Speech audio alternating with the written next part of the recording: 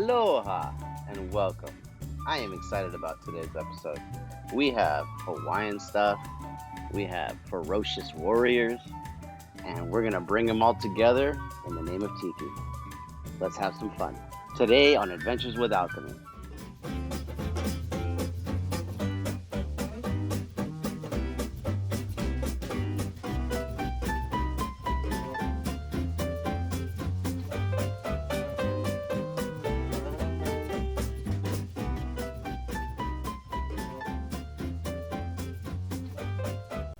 Aloha and welcome, my friends.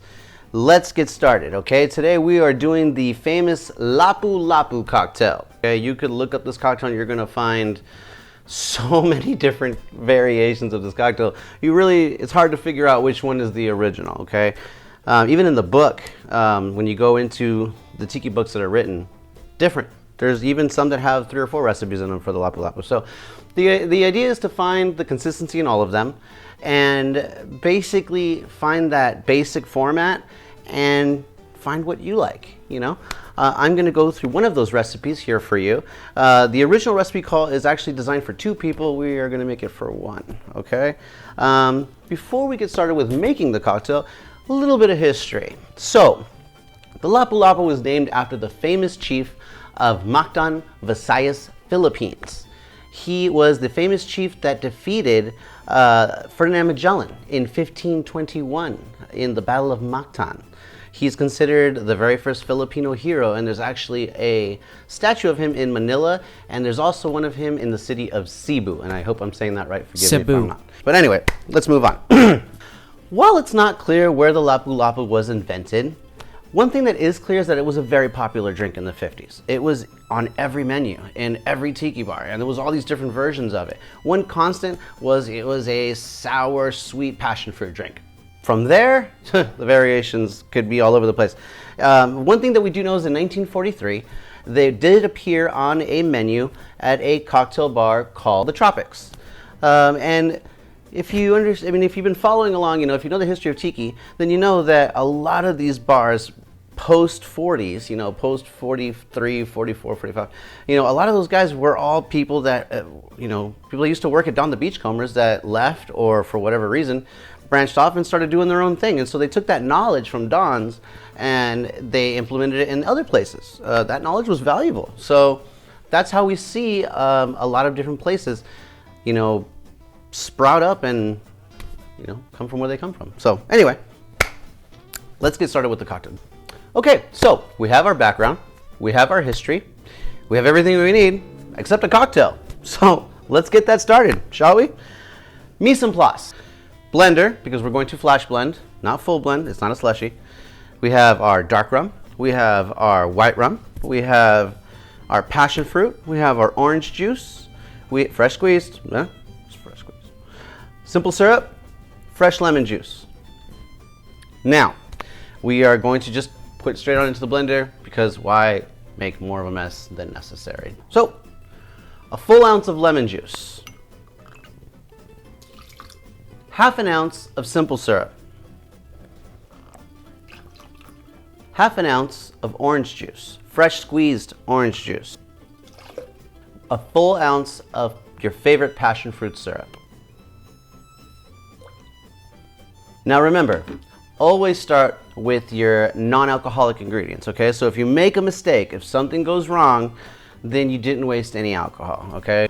So now you're gonna do 1.25 ounces of each rum, okay?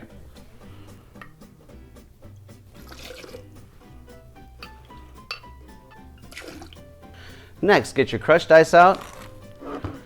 You wanna, you know, loosen it all up. So about that is right. I mean, I'd say about 4 ounces, maybe 3 ounces to 4 ounces of crushed ice, right? Maybe just a slight bit more. Again, we're just trying to whip air and water into it.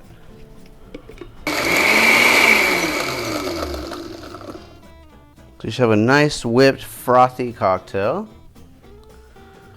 Next, get your favorite tiki mug or a snifter if you have one. Gonna fill up half your mug with ice. maybe just under half.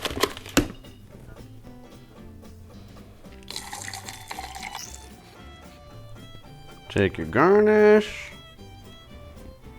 and your straw. And cheers. Thank you for joining us for Tiki Month. This has been a fun month. Now, this is just Tiki Month Part 1. Stay tuned for a Tiki Month Part 2, probably next year. So, cheers, my friends. Hopefully this pandemic will be over soon, and we will be doing this for real at a bar near you. So, see you soon, guys. Thank you. Oh, this is coming with me.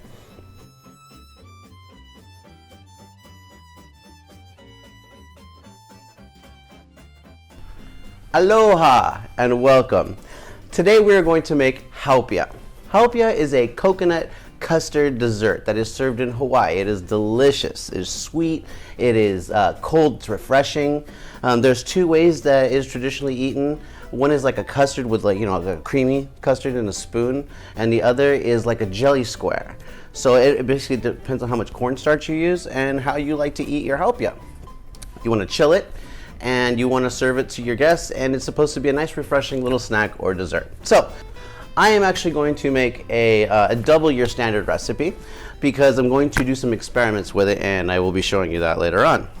Some of the different styles that you can serve the haupia that I thought was just fun. So let's get started, okay? Let's start with our mise en place. We have coconut milk. We have sugar.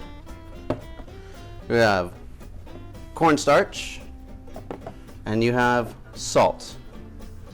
It is a very easy recipe. You literally put all these things together into a saucepan, heat it up until it becomes thick, so thick that when you're swirling, when you're whisking, that you should be able to see like you should be almost like a flour. You know what I mean? Like it should leave trail marks. It should leave trails. It should get real thick. It should be so.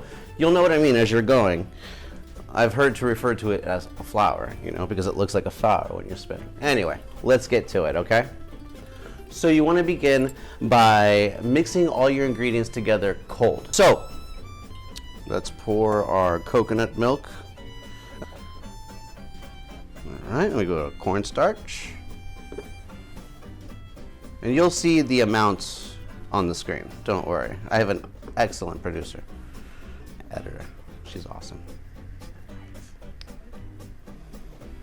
There's our sugar and our pinch of salt. So you want to just whisk everything together nice and even, nice and slow. You don't want any clumps. No clumps. Take as long as you need to take. As you saw that I also have a rubber spatula, and I kind of like to press those clumps against the side if there are any. But yeah, take your time, just whisk it until it's nice and smooth. Should look like cream, no clumps. Now we're gonna add it to our heat. You don't wanna put the heat too high. You wanna put the heat at around about 300 degrees, 325, depending your heat source, because obviously some things burn hotter than others.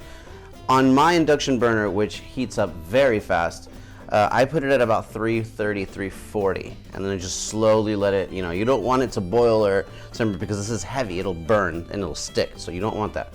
Take your time, treat it delicately.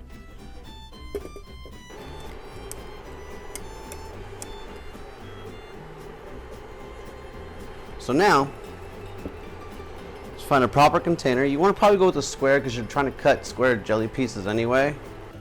So go ahead and pour it into your mold. So now that we have our deliciousness in a mold, we are going to stick it in the refrigerator and let it sit for about 5 or 6 hours until it's nice and cold, okay? We want it to solidify. So then we are going to cut it and do some other things. So I will get back to you. Let me go put this in my fridge and we'll do this together.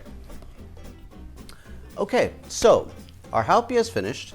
We decided to make haupia 3 different ways, okay? It's really not that complicated. What you want to do is, for the custard style haupia, the kind you eat with a spoon, this is custard style haupia with toasted coconut on the top. What you want to do is just follow the recipe that you're going to see with the 4 tablespoons of cornstarch. If you want the jelly-like squares, the kind you see right here, which is the more traditional, I'm told, as you can see right here, pretty. You want to do 5 tablespoons of cornstarch, but you want to make a slurry. The slurry makes a huge difference in how smooth it comes out, how fast it's going to solidify and take that consistency. And yeah, I learned that if you don't make that slurry, you're not going to get this consistency. You're not going to get that jelly-like formation. So, and we also have our lime coconut mint dessert that I made with lime jello. Of course, you have the Haupia there, and the lime jello is actually infused with mint water. I took the Quick Whip, and yeah, we just infused some fresh mint and water, and did our jello with that. And yeah, then we have our whipped cream and just a nice little garnish on top. Just so you get that nice minty lime, coconut, creamy, it's all there. So 3 different ways, beautiful dessert, so much fun to make, really easy. And yeah, it's delicious, it's refreshing, and there's not really much more to say. I don't want to keep dragging on. So go out, make yourself some Haupia, have some fun, do cherry, do whatever you want, or you just do it this way. This is great, okay? But yeah, enjoy.